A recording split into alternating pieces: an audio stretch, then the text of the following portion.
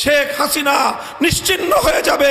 আল্লাহর কোরআনের আওয়াজ তুমি বা তোমার দোসরেরা নিশ্চিহ্ন করতে পারো নাই, ভবিষ্যতেও পারবে না ইনশাআল্লাহ। বাংলাদেশের মানুষ যেভাবে হিন্দুত্ববাদকে বরদাস্ত করে নাই, নাস্তিক্যবাদকেও বরদাস্ত করবে না। আমাদের জাতির অস্তিত্বের প্রশ্ন, আমার ভবিষ্যৎ প্রজন্মের ঈমান এবং আকীদার প্রশ্ন, এই প্রশ্নে কাউকে এক চুল পরিমাণ ছাড় দিতে আমরা প্রস্তুত নই। জোরপূর্বক গর্ভধারণকে মানবতা বিরোধী অপরাধ বলে আখ্যায়িত করে আল্লাহ রাব্বুল আলামিন প্রদত্ত স্বামী স্ত্রীর সোনার সংসারে স্বামীর কর্তৃত্বকে চ্যালেঞ্জ করে স্বয়ং আল্লাহর বিরুদ্ধে চ্যালেঞ্জ ঘোষণা করবার পায়তারা চলছে বাংলাদেশে।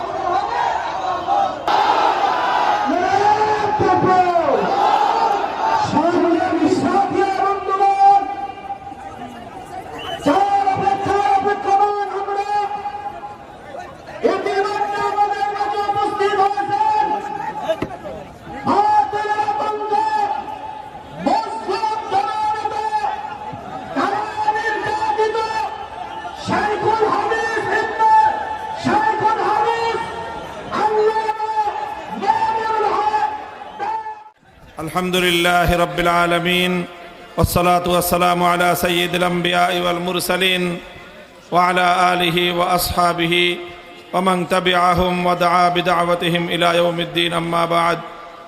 আউযু বিল্লাহি মিনাশ শাইতানির রাজীম। বিসমিল্লাহির রহমানির রহিম। মালউনিন আইনামা সুকিফু উখিযু ওয়া কুতিলু তাকতীলা। সাদাকাল্লাহুল আযীম। হেফাজতে ইসলাম বাংলাদেশ সিংগাইর কর্তৃক আয়োজিত আজকের এই জনসভায় উপস্থিত সংগ্রামী সভাপতি, সিংগাইরের মাটি এবং মানুষের প্রাণপ্রিয় ব্যক্তিত্ব, জননন্দিত মুফাসসিরে কোরআন আল্লামা খালেদ সাইফুল্লাহ আইয়ুবী, উপস্থিত হেফাজতে ইসলাম বাংলাদেশের সংগ্রামী মহাসচিব হযরত মাওলানা সাজিদুর রহমান সাহেব সহ কেন্দ্রীয় নেতৃবৃন্দ, সংগ্রামী তৌহিদি জনতা, সিংগাইরের মাটি ও মানুষের প্রাণপ্রিয় এই জনপদের অধিবাসীগণ, সংক্ষিপ্ত কয়েকটি কথা আমরা বলতে চাই। আমাদের মরহুম আমির আল্লামা জুনায়েদ বাবুনগরী রহমতুল্লাহি আলাই, তাকে জিজ্ঞাসা করা হয়েছিল বাংলাদেশে হেফাজতে ইসলামের নেতাকর্মী কতজন এবং কারা। তিনি বলেছিলেন হেফাজতে ইসলামের কর্মী হলো বাংলাদেশের প্রতিটি মসজিদের সকল মুসল্লি হলো হেফাজতের কর্মী। হেফাজতে ইসলামের কাজ হলো বাংলাদেশে ইসলাম বিরোধী যে কোনো অপতৎপরতাকে মোকাবেলা করা। হেফাজতে ইসলামের কাজ হলো এদেশের মানুষকে আলেম সমাজের নেতৃত্বে ইসলামের সুন্দর বিধিবিধানের অনুশাসনের আয়ত্তে এই জাতিকে পরিচালিত করা। এজন্যই বিগত সরকার, আওয়ামী দুঃশাসনের সরকার, ফ্যাসিবাদী স্বৈরাচারী শেখ হাসিনার সরকার বারবার চেষ্টা করেছিল হেফাজতে ইসলামের কণ্ঠকে স্তব্ধ করে দিতে। বিগত সময়ে এদেশে আলেম সমাজের উপর সবচেয়ে বেশি দমন পীড়ন চালিয়েছিল পতিত এই স্বৈরাচারী সরকার। আমরা লক্ষ্য করেছি 2013 সাল এবং 2021 সালে যেভাবে হেফাজতে ইসলামের উপর দমন পীড়ন চালিয়েছিল, শেখ হাসিনা এবং তার দোসরেরা মনে করেছিল হেফাজতে ইসলামকে নির্যাতন করলে দমে যাবে, হেফাজতে ইসলামের উপর হত্যাযজ্ঞ পরিচালনা করলে এদের কণ্ঠ স্তব্ধ হয়ে যাবে। বারবার প্রমাণ হয়েছে জুলুমের মাধ্যমে, নির্যাতনের মাধ্যমে, স্টিম রোলার চালিয়ে অন্য কাউকে ভয় দেখানো যায়, ইসলামের সৈনিকদেরকে দমিয়ে দেওয়া যায় না।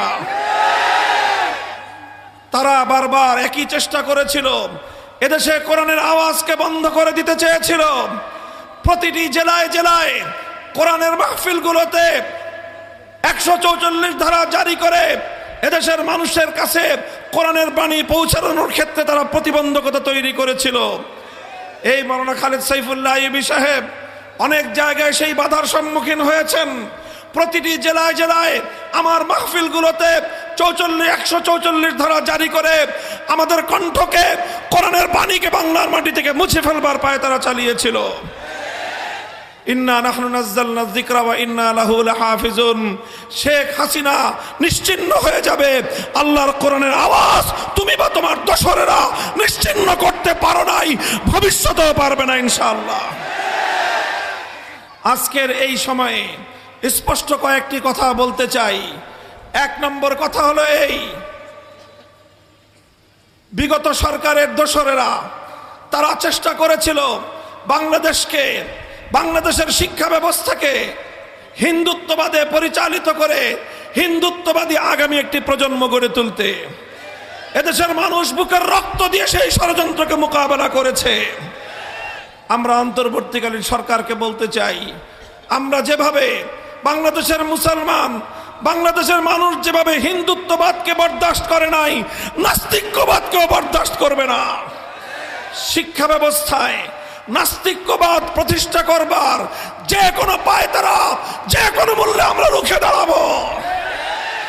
এটা আমার আগামী দিনের, আমাদের জাতির অস্তিত্বের প্রশ্ন, আমার ভবিষ্যৎ প্রজন্মের ঈমান এবং আকীদার প্রশ্ন।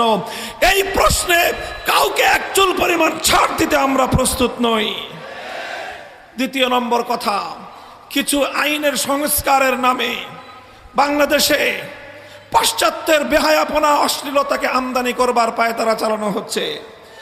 আন্তর্জাতিক মানবতা বিরোধী যে আইন, সেই আইনে সংস্কারের প্রস্তাব এনে ট্রান্সজেন্ডারের নামে সমকামিতা আমদানি করবার দুরভিসন্ধি চলছে।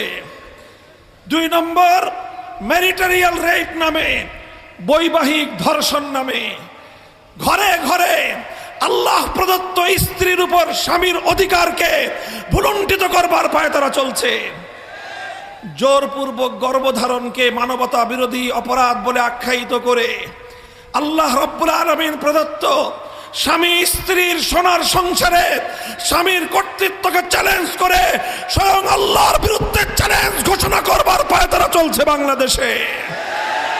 আমরা পরিষ্কার ভাষায় বলি, যদি এভাবেই আমাদের ধর্মকে, আমাদের ইসলামী আকীদা বিশ্বাসকে, আমাদের চিন্তা চেতনাকে যদি চ্যালেঞ্জ করা হয়,